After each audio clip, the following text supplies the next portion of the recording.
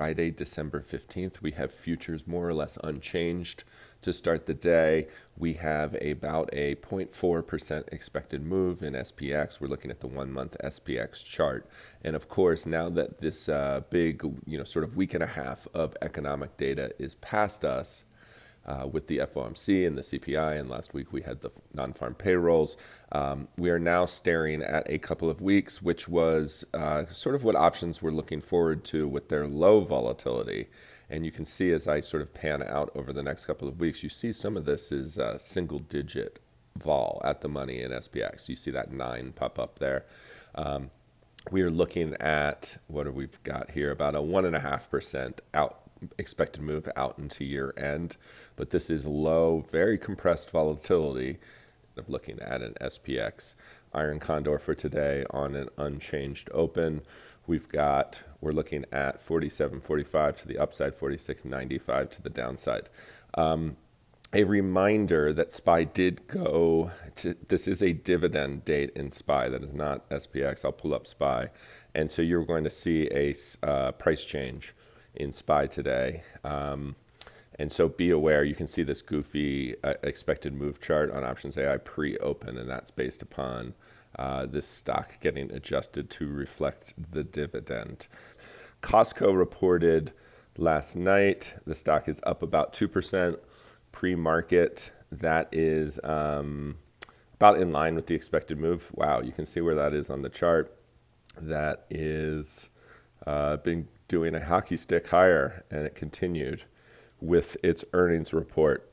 Going over to QQQ, we've got an expected move, a one-day expected move about 0.7%. Let's see what we are out into year end. We're looking at about 2%. Let's take that chart back. You can see, all these charts are starting to look a little similar. And the last one I wanted to look at was IWM, because that is the one we've been focused on, right? Will IWM outperform the big cap and the mega cap stocks? And look at that move that we have seen recently. So this is playing catch up, and look at where we are. Look at that level. So we've got we're right approaching 200. Let's look at some 200 level stuff. So let's just spin up an iron butterfly real quick and then take the entire trade up to the 200 level. We're looking at about 160 max risk, 440 max gain.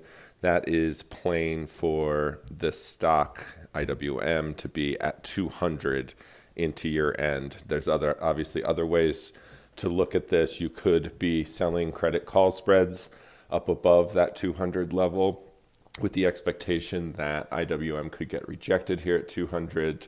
And obviously vol is cheap. If you thought it was going to get rejected hard off the 200 level, you could be looking at buying put spreads. Now, following through into the new year, again, you're going back and you're looking, potential, if you're looking out to Feb and March, you're looking at potential call spreads to the upside, put spreads to the downside. You're at very low volatility to position for moves of $15, $20 for even like the first half of 2024 in IWM.